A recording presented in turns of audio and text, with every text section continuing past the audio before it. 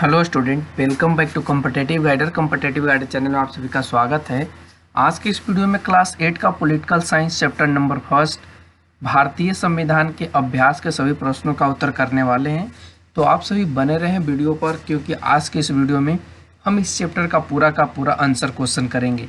Class 8 से related और भी वीडियो हमारे चैनल पर अपलोड है, तो आप लोग क्लास 8 के वीडियो भी जाकर के देख सकते हैं।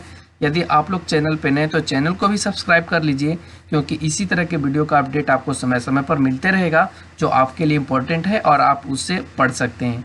तो चलिए आज के इस वीडियो को स्टार्ट करते हैं। आप क्वेश्चंस पे आते हैं, क्वेश्चन कैसे हैं और आप लोगों को आंसर कैसे लिखने हैं, इन सारी चीज़ों को आज के इस वीडियो में कवर करने वाले हैं। तो चलिए फटाफट से बढ़ते हैं अपने क्वेश्चन आंसर की ओर, अपने प्रश्न की ओर। तो देखिए फर्स्ट क्वेश्चन आपके स्क्रीन पे आता है। फर्स्ट क्वेश्चन में आपसे पूछा गया है कि एक नागरिक के रूप में देश के लोगों के लिए संविधान महत्वपूर्ण क्यों है। यानी कहने का इसका मतलब है कि संविधान हम लोगों के लिए, हम भारतीयों के लिए या किसी भी देश के लोग के लिए सबसे ज़्यादा महत्वपूर्ण क्यों होता है। तो आइए इस प्रश्न का उत्तर यहाँ पे हम लिखते हैं। उत्तर में देखिए हमने लिखा है कि एक नागरिक के रूप में देश के लोगों के लिए संविधान बहुत महत्वपूर्ण है, क्योंकि संविधान देश के लोगों के हितों की रक्षा करता है, अधिकार दिलाता है, स्वतंत्रता दिलाता है, समता तथा अखंडता को बनाए रखता है। और समता क्या है, तो सभी को एक नज़र से देखने के जो वर्ड होते हैं उसी को हम लोग समता बोलते हैं। अखंडता कहने का मतलब एक दूसरे में बंटवारा न करने के लिए, यानी अपने कंट्री के अंदर जो भी राज्य हैं तो उन सभी को बंटवारा न होने दे, इसी चीज़ को अखंडता का नाम दिया जाता है। तो ये सारे का सारे संविधान के द्वारा ही संभव होता है। संविधान ये सारी चीज़ों को हम नागरिकों को दिलाता है। अब बढ़ते हैं अगले क्वेश्चन पे। सेकंड क्वेश्चन देखिए क्या कहता है। सेकंड क्वेश्चन में कहा गया है कि स्वतंत्रता आंदोलन के दौरान भारत के लोगों ने अपना संविधान बनाने की मांग क्यों रखी। इस प्रश्न का मतलब है कि जब हम लोग स्वतंत्रता आंदोलन कर रहे थे, स्वतंत्रता के लिए लड़ाई लड़ रहे थे, तो उस समय हम लोगों ने अपने ही कंट्री का संविधान बनाने की बात क्यों रखे थे, इसका क्या रीजन था।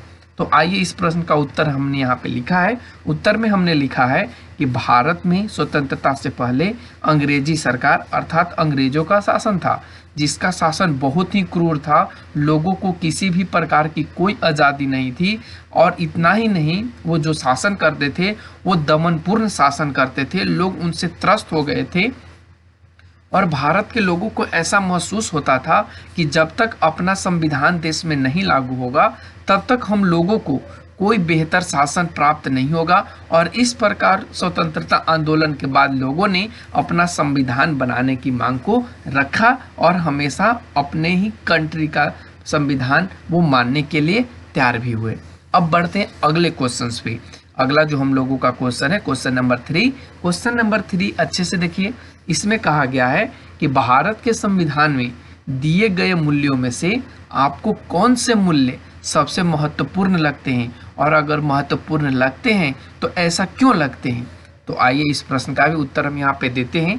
उत्तर में हमने लिखा है कि भारतीय संविधान में दिए गए मूल्यों में से बुनियादी मूल्य सबसे महत्वपूर्ण लगते हैं, क्योंकि बुनियादी मूल्य में लोकतंत्र, स्वतंत्रता, समानता, न्याय एवं धर्मनिरपेक्षता जैसे मूल्य हैं। इन मूल्यों का महत्व इस तथ्य से पता चलता है कि इन्हें सबसे पहले संविधान सभा द्वारा स्वीकार किया जाने वाले संविधान के उद्देश्यों में शामिल किया गया था एवं उसे संविधान की उद्देशिका में भी लिखा गया है। तो इस कारण से जो ये बुनियादी मूल्य हैं इनको हम सबसे अच्छा और सबसे अधिक महत्वपूर्ण मानते हैं। अब आइए हम लोग अगले क्वेश्चन पे, क्वेश्चन नंबर 4 पे। देखिए क्वेश्चन नंबर 4 बहुत ही अच्छा क्वेश्चन है। इसमें आपको आज के समय में सामाजिक और समता, जो सामाजिक न्याय और समता जो है वो लागू हो रहा है और इसके लिए सरकार कौन कौन सी योजनाएं चला रही है, इसको आप नीचे खाली जगह में भरना है। कुछ तालिका दिए गए। देखिए एक तरफ हमने लिखा है समता का अधिकार, आपके बुक में भी लिखा है, और एक तरफ लिखा है सामाजिक न्याय। हमने समता का अधिकार में लिखा है वृद्ध पेंशन योजना। वृद्ध पेंशन योजना वैसा योजना है जिसमें हर जाति के लोग को, हर जाति के जो वृद्ध लोग हैं, बूढ़े लोग हैं, उनको पेंशन मिलता है। फिर शिक्षा का अधिकार हर जाति के बच्चों का है, हर जाति के बच्चों को शिक्षा पाने का अपना अधिकार है, इसमें किसी का कोई भेदभाव नहीं है। फिर विकलांग साइकिल वितरण, विकलांग साइकिल वितरण में भी किसी भी खास जाति का नहीं होता है, किसी भी जाति का विकलांग व्यक्ति, विकलांग बच्चे या विकलांग महिला, इन सबों को साइकिल वितरण किया जाता है। कन्या विवाह योजना, कन्या विवाह जो योजना लिखा गया, आप लोग इसको योजना कर लेंगे। तो कन्या विवाह जो योजना है, इसमें क्या है कि किसी भी कास्ट की, किसी भी जात की जो लड़की होती है, बेटी होती है, उनकी शादी के समय कन्या विवाह जो योजना है, इसके अंतर्गत कुछ राशि दी जाती है जिसे वो अपने शादी को ढंग से कर सके, उसका उस शादी में जो खर्च होते हैं उसको आप अच्छे से उठा सके, इसके लिए सरकार इस योजना को चला रही है। अब सामाजिक न्याय में क्या होगा, तो सामाजिक न्याय में हमने लिखा है कि जो अनुसूचित जाति के लोग हैं, जनजाति के जो लोग हैं, उन बच्चों को छात्रवृत्ति दी जा रही है, तो ये समाज के लिए न्याय है। फिर उसके बाद हमने लिखा है कि जो अनुसूचित जाति और जनजाति हैं उनको जो आरक्षण दी जाती है, जैसे कि SC ST आपने नाम सुना होगा, जिसमें 50% का आरक्षण मिलता है, 20% या जो भी आरक्षण मिलता है, फॉर्म भरने में जो चार्ज वगैरह लगता है वो नहीं लग पाता है। तो ये सब क्या है, ये सामाजिक न्याय है। लेकिन आज के समय में ये बहुत बड़ा मुद्दा बन करके हम लोगों के सामने आ खड़ा है। आप इसको अच्छे से पढ़िए और अच्छे से इस चैप्टर को समझिए, हर एक पॉइंट को आपको समझ में आ जाएगा। अब बढ़ते हम लोग क्वेश्चन नंबर 5 पे। देखिए क्वेश्चन नंबर 5 बहुत अच्छा प्रश्न है और आपको कुछ गद्यांश दिए गए हैं, उसी में से पढ़ करके आपको उत्तर देने हैं। देखिए लिखा है, नीचे लिखे गए गद्यांश को पढ़िए और उसके बाद प्रश्नों को उत्तर दीजिए। जैसे कि आप यहाँ पे देखिए आपके सामने गद्यांश है, चलिए एक बार हम पढ़ के आपको सुना देते हैं। कहता है कि संविधान सभा की बैठक नई दिल्ली के संविधान सभा भवन में 8:30 बजे शुरू हुई। माननीय डॉक्टर राजेंद्र प्रसाद ने सभा की अध्यक्षता की। इस सभा में माननीय सरदार वल्लभ भाई पटेल ने अपने विचार प्रस्तुत किए। समिति में 2 विचारधाराएं थी। बड़ी तादाद में विख्यात वकील भी थे जो बहुत बारीकी से हर वाक्य, हर शब्द, यहाँ तक कि विराम और अल्प विराम की जांच भी कर रहे थे। ये दोनों विचारधाराएं 2 अलग अलग दृष्टिकोण से मामले को देखती थी। एक विचारधारा यह मानती थी कि अधिकारों के इस प्रतिवेदन में जितने अधिक से अधिक संभव हो अधिकार शामिल करने चाहिए जो अदालत में सीधे लागू किए जा सकें। इन अधिकारों को लेकर कोई भी नागरिक बिना किसी कठिनाई के सीधे अदालत में जा सके और अपने अधिकार को प्राप्त कर सके। और दूसरी विचारधारा का मत यह था कि मूल अधिकारों को कुछ ऐसी बहुत अनिवार्य बातों तक सीमित रखा जाना चाहिए जिन्हें आधारभूत माना जा सके। दोनों विचारधाराओं में काफ़ी बहस हुई और अंत में एक बीच का रास्ता निकल गया जिससे एक अच्छा माध्यम मार्ग माना गया। दोनों विचारधाराओं के लोगों ने सिर्फ एक देश के मूल अधिकारों का अध्ययन नहीं किया बल्कि दुनिया के लगभग हर देश के मूल अधिकारों का अध्ययन किया। वे इस नतीजे पर पहुंचे कि हमें इस प्रतिवेदन में जहां तक संभव हो उन अधिकारों को शामिल करना चाहिए जिन्हें उचित माना जा सके। इन बातों पर इस सदन में मतभेद हो सकता है। सदन को हर धारा पर आलोचनात्मक तरीके से विचार करने, विकल्प सुझाने, संशोधन के सुझाव देने और निरस्त करने का अधिकार है।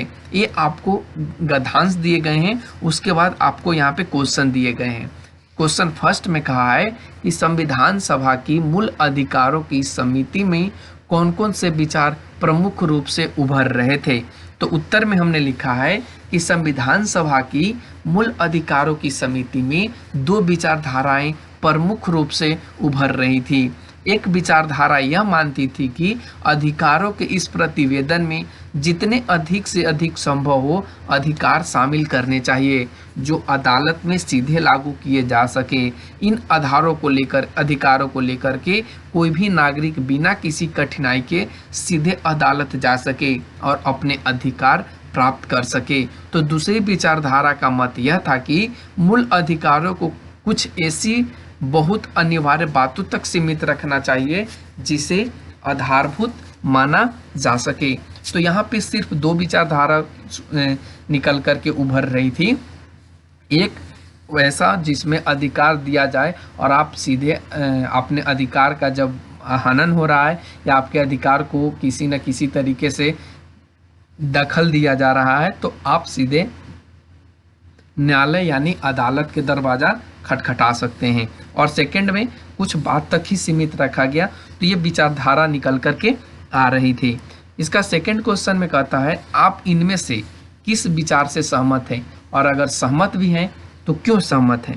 देखिए उत्तर में हमने लिखा है इन विचारों में पहली विचारधारा सहमति के लायक है, क्योंकि इस विचारधारा में यहाँ पे सिर्फ विचार लिखा गया, अब विचारधारा कर लेंगे, क्योंकि इस विचारधारा में कहा गया है कि कोई भी नागरिक बिना किसी कठिनाई के सीधे अदालत जा सकता है और अपने अधिकार को प्राप्त कर सकता है।